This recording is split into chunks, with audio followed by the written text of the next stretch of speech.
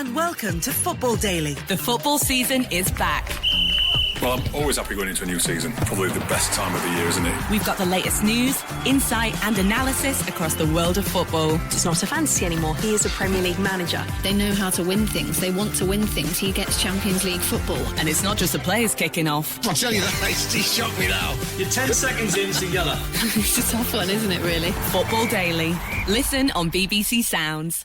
Just a quick word to say the Scotland Rugby podcast is now available every Tuesday. Join me, Andy Burke and Tom English for everything you need to know about the world of Scottish rugby. Just head to BBC Sounds and subscribe to the Scotland Rugby podcast. The Scottish Football Podcast from BBC Radio Scotland. Hello and welcome to the Scottish Football Podcast from BBC Scotland on Friday, the 15th of September 2023. Now, they don't come around that often, but it's a 6-game Saturday in the Scottish Premiership this weekend. What a time to be alive, eh? Looking ahead to that with me, David Currie, is the former Motherwell captain, Stephen Craigan. Stephen, all well with you?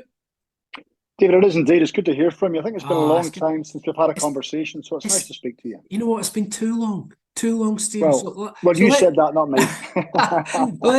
Let's make the most of it, shall we? So let's dive in. Half a dozen matches, all ripe, bursting with significance. Puts a wee spring in the step. First up, midday tomorrow, St Johnstone against Rangers. Now, a trawl, even a brief trawl of social media would suggest Michael Beale's job might be on the line if his Rangers team doesn't do the business in Perth. So, Stephen, Rangers lost 2 of their opening 4 games in the league. They missed out in Champions League qualification. It's early in the season, but there's a lot riding in this for Rangers and perhaps specifically for Michael Beale. Well, if Michael Beale didn't know what the pressures were of being a Rangers manager, he certainly found out in the last couple of weeks. I can imagine it's been an uneasy international break for him. You know, he won't immerse himself in social media and headlines that are going about, but certainly he'll be fully aware that unless he starts winning games of football, then his job will be under pressure from all sorts of angles. It's a difficult one, David, because everything looked rosy. There was a lot of positivity coming out of Ibrox over the summer, but ultimately, as a Rangers manager, you have to win. You have to find a way to win first and foremost, and then you can talk about style and shape and whatever else you want after that. So I think it's about trying to add a little bit more to it. And, you know, I'm not too sure he knows his best team. I'm not too sure he knows his best formation. And I'm not too sure he knows what his best front line is or how he can put them all in together. You know, he's tried lots of combinations in the front line and it's not worked. So going to Perth traditionally isn't an easy fixture. Of course, Rangers went there last year, I think it was November, under Giovanni Van Bronckhorst, and they lost. So he'll be fully aware of the expectations of Rangers going into the game tomorrow. And I don't like to say it about St Johnstone being a free hit. And I think that's a little bit disrespectful and it takes a little bit off the players. But, you know, they can go and express themselves and get after the Rangers and see if there's any nerves or any anxiety amongst the players or the support and see if they can add to the problems that Michael Beale has. And St Johnstone, I mean, what do you think their prospects of them springing a surprise are tomorrow? Because they have shown a bit of character in the last couple of games, drawing at Celtic Park and then coming from 2 down with about 15 minutes of play left against Dundee to get another point. Well, that's what they have to take heart from. The fact that the last 2 performances have probably been mixed. You know, against Celtic, it was backs to the wall and they defended well and they got men behind the ball. But then against Dundee, they also showed lots of character. You know, when you're 2-0 down and you've not won a game and you've went out of your Viaplay League Cup group stage, you know, there's pressure on the manager. He's brought in a lot of young players from down in England on loan. You know, if you're involved in a relegation battle, it usually isn't the place for young players on loan who are trying to make their way in the game. So they then dig deep and they get 2 goals. As much as Dundee were disappointed, it was a terrific response for Stephen McLean, and it probably made his international break a little bit easier. I imagine they've worked on a lot of stuff over the past 2 weeks. They won't have many players away in international duty, so they were hoping, you know, to spring a surprise.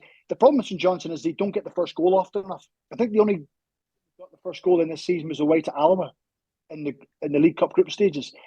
After that, they've been chasing games. And when you're a team who aren't free-flowing and you're still trying to find your feet and you don't score many goals, when you're the team who's always having to chase, it can grind you down. It can be a very difficult challenge. So they don't want to give Rangers a foot up tomorrow. You know, they don't want to give a Rangers team who are a little bit cautious of where they are at this moment in time. They're a little bit tender with regards to confidence, and their fans are, you know, kind of tinker on the brink of of being animated at games. St Johnstone can't afford to give them the foot up and give them the helping hand. They've got to try and frustrate and make it as hard as possible. Right, we'll move on to Celtic against Dundee. I've written a wee note here. Is this possibly the most predictable of the weekend's games, Stephen, given Dundee haven't won at Celtic Park since 2001, and Celtic have just go into this one in the back of beating Rangers at Ibrox? Well, if we're basing the game on written paper, then yes, it is the most one-sided game. But managers will tell you that no game is won on paper. What Brendan Rodgers will have liked, particularly, was how his team won at Ibrox. How they went about their business in the first half when they were excellent. I thought for long spells they outplayed Rangers and had many chances. Second half, it was maybe a little bit more defensive and they had to play in the counter-attack. But I think they showed glimpses of what Brendan Rodgers is looking for from his team on a regular basis. 2 home games this season against Ross County, albeit they won 4-2. Wasn't convincing by any matter of means. Ross County could have scored a number of goals. Up against the St Johnstone team in their next home game, and they struggled to break them down. So I think Brendan was probably just looking or waiting for that breakthrough moment or breakthrough performance, and I think he got that at Ibrox. What he'll be looking for is his team to go and add to that, really go and force the issue, go and be dominant, dictate the game, break the resistance of Dundee early on, and then see if they can get a load of goals, because they've got a really busy period coming up. They've got some big games, of course, to go to Feyenoord on Tuesday night. Yes, they've got injuries with the likes of Cameron Carter-Vickers, and Leila Bada's been out for a spell. Now, I'm sure he'll be out for a spell. Now, Rocky, the centre half, is also out. Kobayashi. So there's issues for Brendan Rodgers to try and fix. But based on that performance at Ibrox, then he'll want to make sure they're confident against Dundee, but also they win with a little bit to spare. For Dundee, they've got some really good young players. I've watched the likes of Lyle Carman and Josh Mulligan, Owen Beck, who's known from Liverpool. So Tony Docherty will be interested to see how his players react going to Dundee, how they cope with the big atmosphere and the pressure of maybe having to spend spells without the ball. And then they turn the ball over in transition. What can they do? Can they take part in the game, or do they just give it away? So I think Tony Docherty will learn an awful lot about the mentality of a squad, what players he has, how far they still have to go. But I think when you go to places like Celtic Park, you have to go and thrive and excel in it, take the challenge on, grab the game by the scruff of the neck, get hold of the ball where possible. Yes, you're going to have to suffer, and yes, you're going to have to absorb pressure, but enjoy that side of the game. However, I think Celtic will have too much on the day. I was going to say Tony Docherty, in his role as assistant to Derek McInnes at Aberdeen, will have studied Brendan Rodgers' tactics over the years. They came away with a few sore ones for the Dons there, but can he outwit Brendan Rodgers? And you touched on it there. Does he have the players with the mentality to do that? Well, we'll find out tomorrow. When Tony has been a number 2 for a long time. They also have known that when things are going wrong and Derek McInnes was a manager, Tony could sit back in the dugout and put his head down a little bit and leave Derek standing on his own if he had to. However, tomorrow, he's going to be the man in the touchline, David. He's going to have to stand and, cajole his players and drive them on and force the issue. I think they've been a breath of fresh air, actually, Dundee. There was a bit of a concern with Tony getting in there, not having the managerial experience of his own. What kind of squad would he build? How would his team play? I think they've been entertaining. I think they've been good to watch. Someone like Luke McCowan, who stepped up from Ayr United a couple of years ago, I've been really impressed with him in the Premiership, how he's taken the ball and tried to be attractive and make things happen. So, listen, it's going to be a tough ask. I think anytime you go to Celtic Park, irrespective of what kind of form Celtic are in, it's going to be a challenge. And there's little kind of obstacles you have to get over. You don't want to be conceding early. You do not want to get the Celtic crowd off their seats and making lots of noise and driving the team forward. So you want to try and quell that early on. You want to get through certain spells in the game that if you do concede, you make sure you don't concede a second early on. And ultimately, as I said, when you land in the football, you've got to take part in the game. Otherwise, it's going to be backs to the wall. So he will kind of a game plan in his head of how he wants it to play out. It's up to the players to go and carry that out. There's a fascinating fixture for me at Tynecastle tomorrow. It's Hearts against Aberdeen. 2 teams, 2 big clubs, just 1 win so far, Craigs, between them. And it's no stretch to say that both managers are under scrutiny, and the outcome tomorrow, whatever it is, might intensify that. I couldn't agree more, David, that if someone loses this game tomorrow, then quite rightly the scrutiny will enhance on that manager. Both sides have got really competitive budgets for coming in third place. Of course, Rangers and Celtic are way above everyone else, but Hearts have a healthy budget. Aberdeen, we had a discussion on Sportsound last Saturday or a couple of weeks ago on Open All Mics about why Aberdeen didn't announce the figure when they bought players. Why did they not put it into the public domain? And I think it's because they're spending healthy money on bringing players in. And if you announce that figure, it maybe puts a little bit more pressure on that player to go and deliver what he's worth. It maybe puts a little bit of pressure on the manager, Barry Robson, as well, that, it's well known he spent that money. So, they're both kind of at different stages. Aberdeen bringing in 12 players over the summer, coming in at different stages, though. They didn't all come in at once. They all came in drips and drabs over the summer. So you're getting players in who are at different fitness levels, who are at different match fitness levels. It's taken a while to settle in. So, but I think Barry will get a period of grace, not much longer than what he's got so far. That things will have to change. They will have to turn in a performance, and he can come out after games and talk about how many shots they had on target, how well they played and chances they created. Aberdeen fans don't want to hear that anymore. They just want to know that the team has won a game of football. They finished the season well last season. They've managed to, they've ended up in the Europa Conference League this season. So there's lots of big games to come.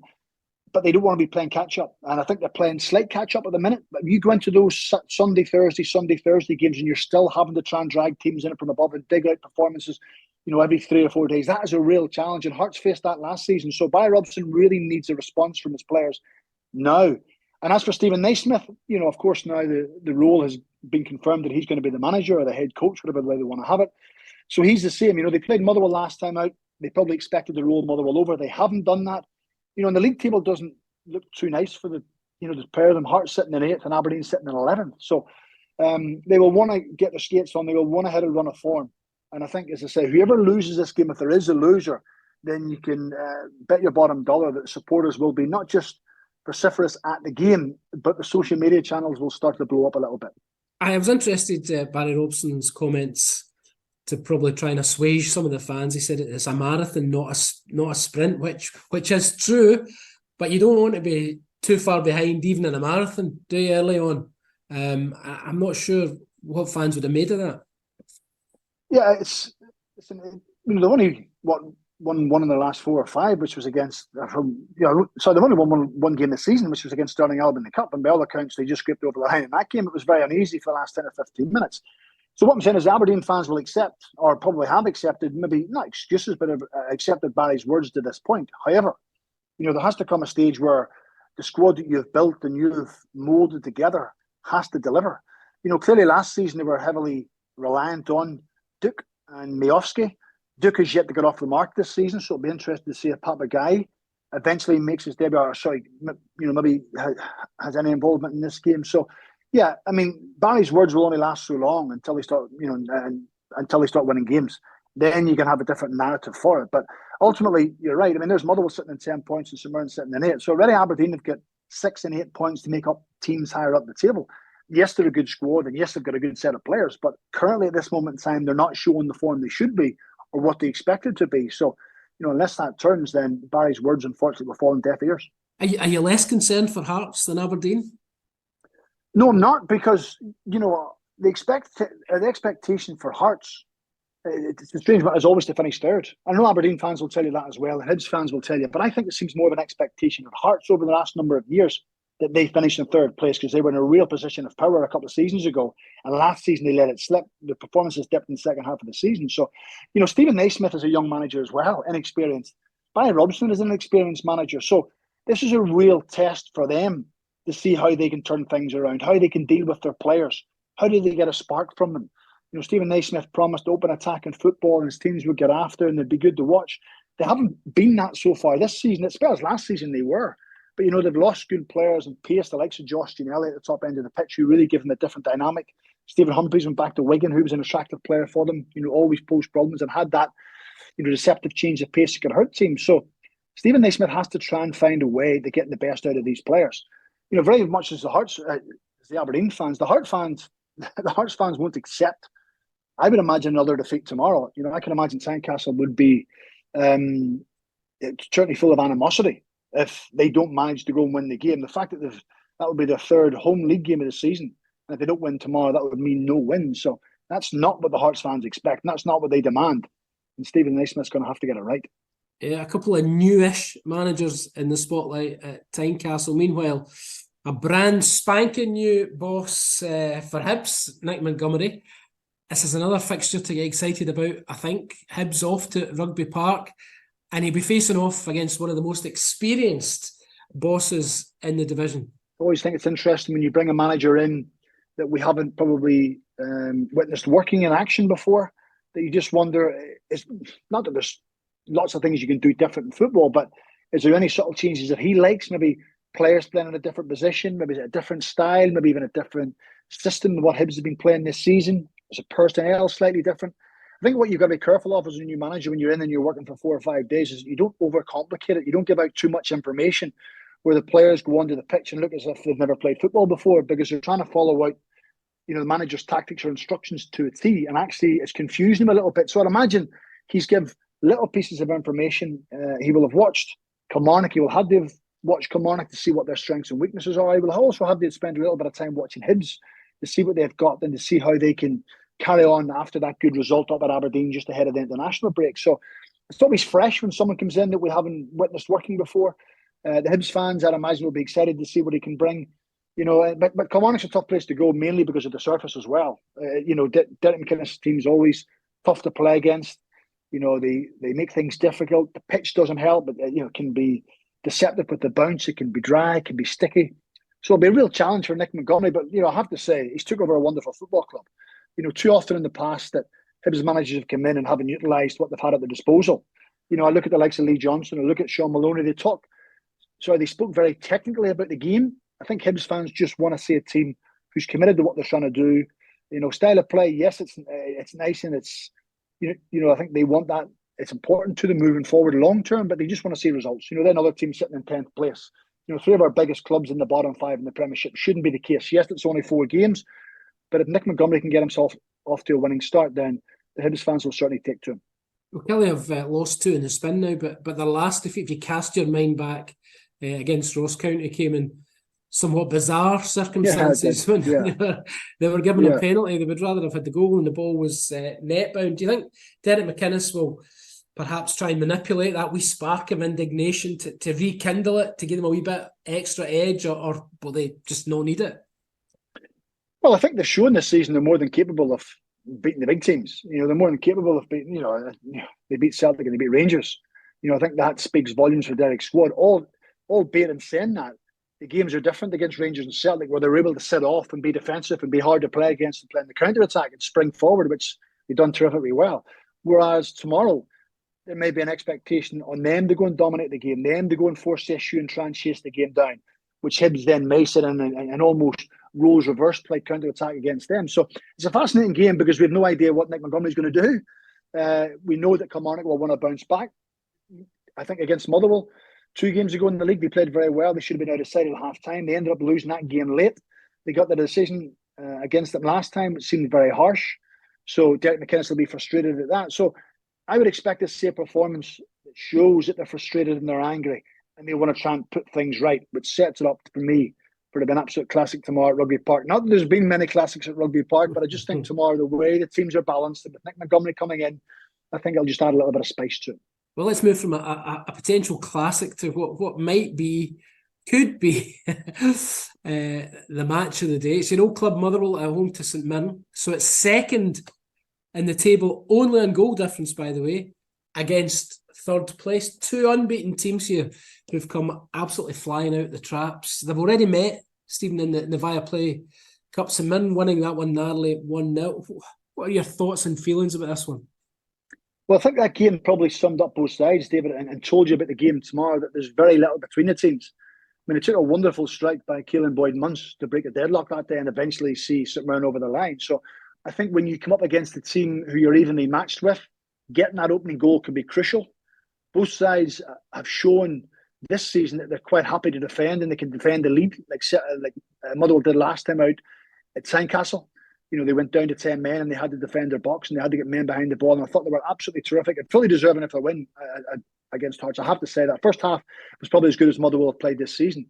But then you flick back to St Mirren and their good, strong defensive unit that they have, the organisation that they have. They're flexible with regards to 3-4-3 or a 3-5-2. I think that's credit to the manager. So it's a tough one for me because it's my old club, and Stuart Kettlewell, who I've spoke to a few times, is a brilliant human being. I mean, I'm sounding like Brendan Rodgers here. A brilliant human being who, just is so passionate about the game.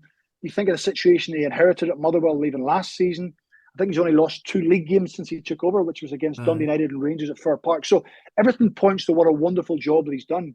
And then on the other hand, I look at Stephen Robinson, who's a very good friend of mine, and I've worked with him before, has done a terrific job at St Mirren. So for me, a draw would appease me, and it would probably appease both of them. But certainly, it should be a really good game. I expect a really healthy crowd. I have to say that. St Mirren enjoy watching the team playing and winning games.